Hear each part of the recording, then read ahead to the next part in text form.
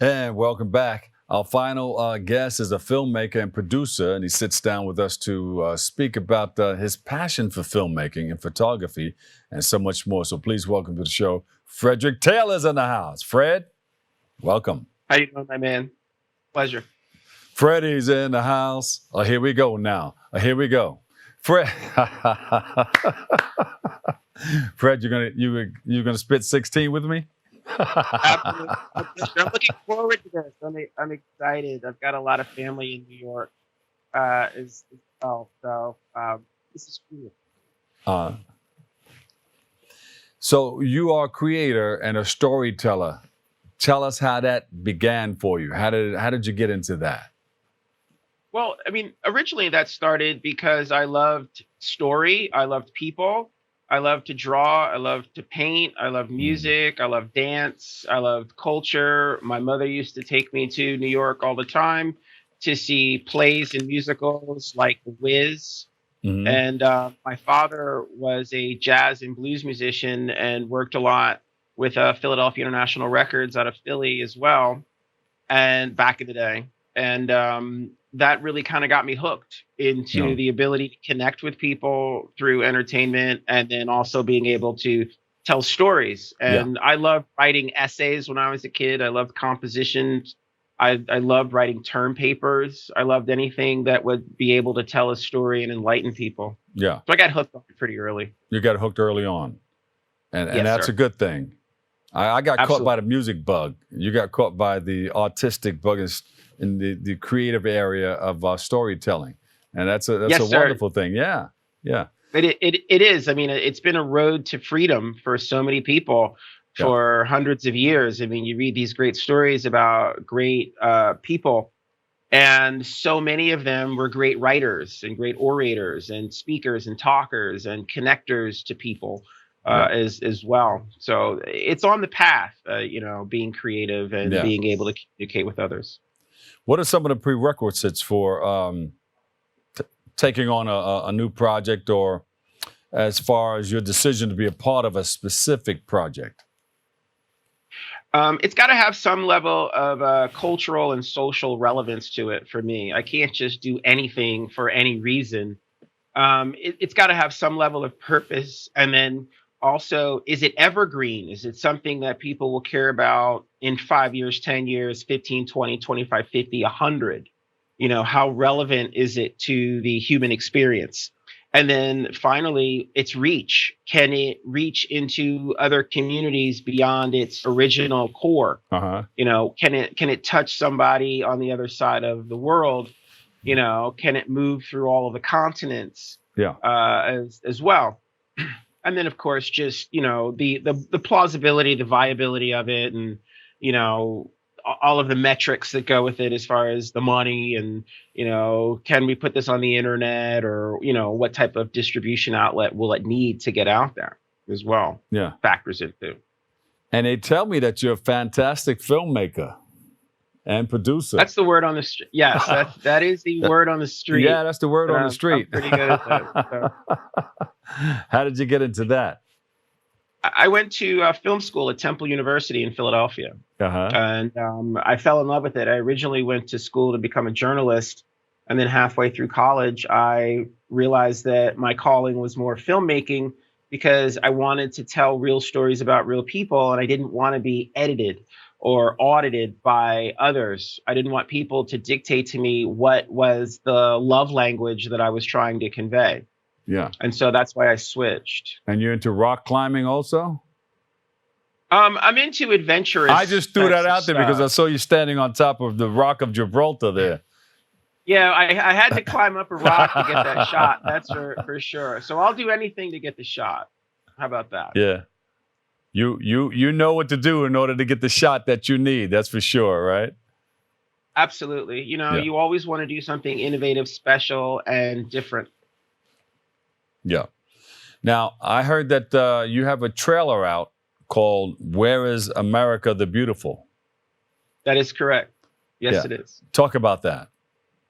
It is a documentary. It's an avant-garde documentary, actually. It's going to be screening at the Dances with Films Film Festival in Los Angeles at the end of the month. on July 27th.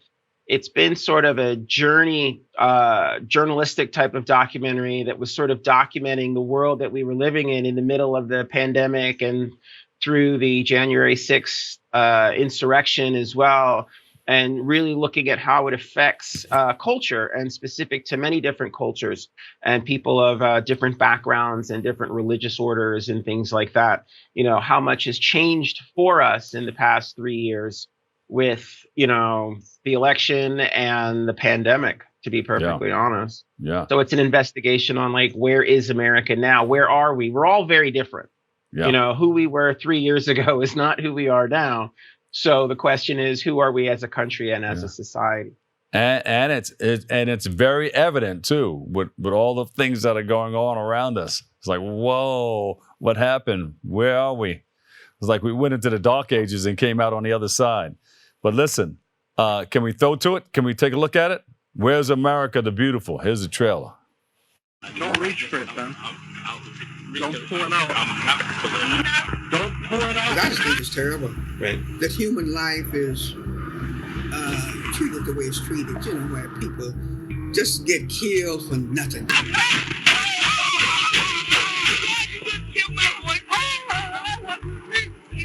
Don't pull it out! A revolution of values requires that we finally accept the founding document of our nation, that all men and all women are created equal. And since all men and all women are created equal, then Black lives matter. I think one thing is that people always kind of try and feel like they love to be right. I'm Jewish, I'm female. I've witnessed in the history books different moments of oppression and discrimination, and that hurts. That hurts. You know, it affects me. We need to get back to our priorities. How did we get to this position, and how can we get ourselves out of this position? Did you vote? I want Georgia to know that, and the people know it. You know, something happened there, and something bad happened. How many more fucking people got to die? People here. All the lies you've told all this time, plus all your fucking bullshit. That's sad. They A lady just dying people. because of your In lies. that video, they maced innocent people. Why don't you and tell the shot truth? them. Wow, Fredrick, you have some major attention getters in there. Woo! You got to get people's attention these days, or they're not going to pay any attention to you. They're going to pass you by. I had the opportunity to be around one of New York's very own Dougie Fresh back in the day. We were shooting a little documentary with him. And, you know, I kind of asked him, I said, what did it take for New York hip hop to finally jump off into the big picture? And he said it was getting people's attention. And he said, if you think about it, back in the day, those original OG hip hop artists, they all did something unique to garner attention. You know, whether you were talking about, you know, Kool Moe Dee or Public Enemy, or even a very young LL Cool J, Salt and Pepper, things like that. Yeah. They did things to make you pay attention to them. And so you gave them your attention before you even necessarily were listening to what they had to say as well. And so I've taken that to heart. So a lot of my sensibilities as an artist comes from old school New York hip hop. Yeah, well, you see Dougie, tell him I said, what's up? That's my boy right there. That's my man. Yeah, he's a good guy. Another good guy. I run into some good people, and you're working with some great people too. So thank you, sir. Appreciate it. When do we get an opportunity to see the whole thing? The whole thing is going to be screened in LA, and then hopefully soon after, I'm going to get it on Amazon with some of my other work as well. But currently, it's going to be at the Dances with Films Film Festival. Yeah.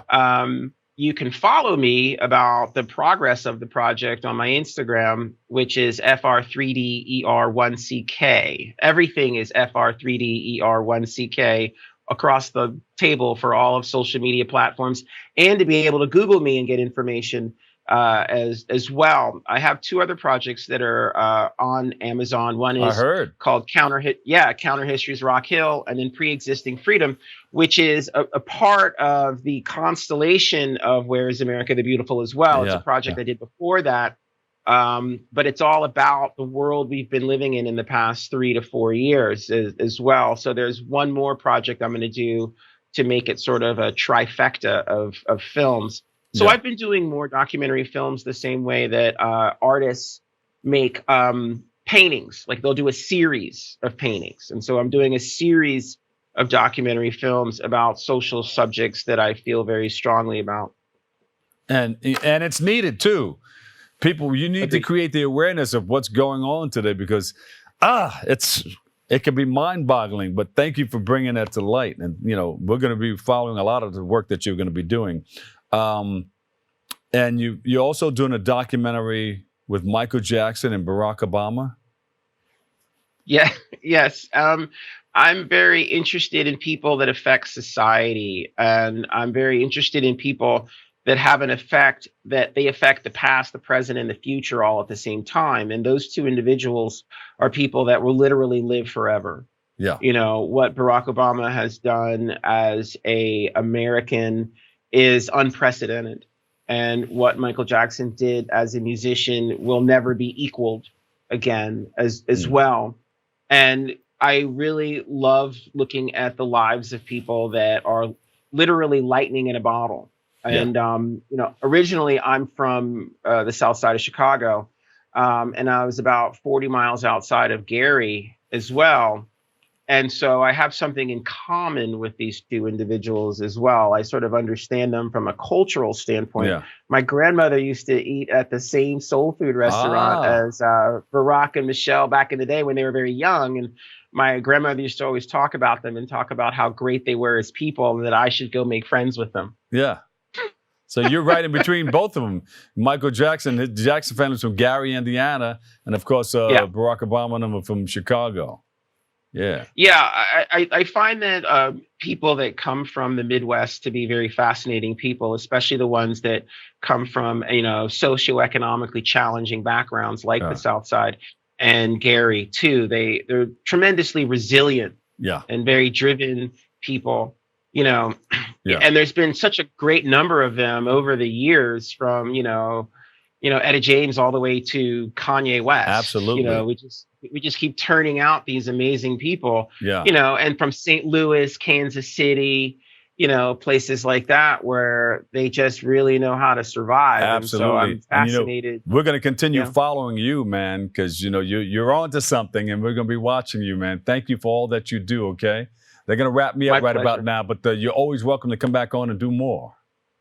I would love to come back. Thank you very much. I appreciate that. Thank you. Fredrick Taylor, filmmaker and producer. We appreciate you, my brother. Unfortunately, that's all the time we have for today's show. I want to thank you, our guests, for joining us, you, our viewers, for tuning in and checking it all out. You can follow us on BronxNet TV for continued coverage. Thank you for letting us share in this space and time with you. You can join hosts Kevin Arlene and Darren Jaime and Rena Valentine, too. Tuesday, Wednesday, and Friday for all new episodes of Open. Of the Dr. Bob Lee, always remember this: what you are is God's gift to you. What you make of yourself is your gift to God. So choose your choice and let your choice control the chooser. And remember, whether you say you can or you can't, either way, you're right. So say you can and you will. I'll see you over 107.5 WBLS. I love you all. Peace.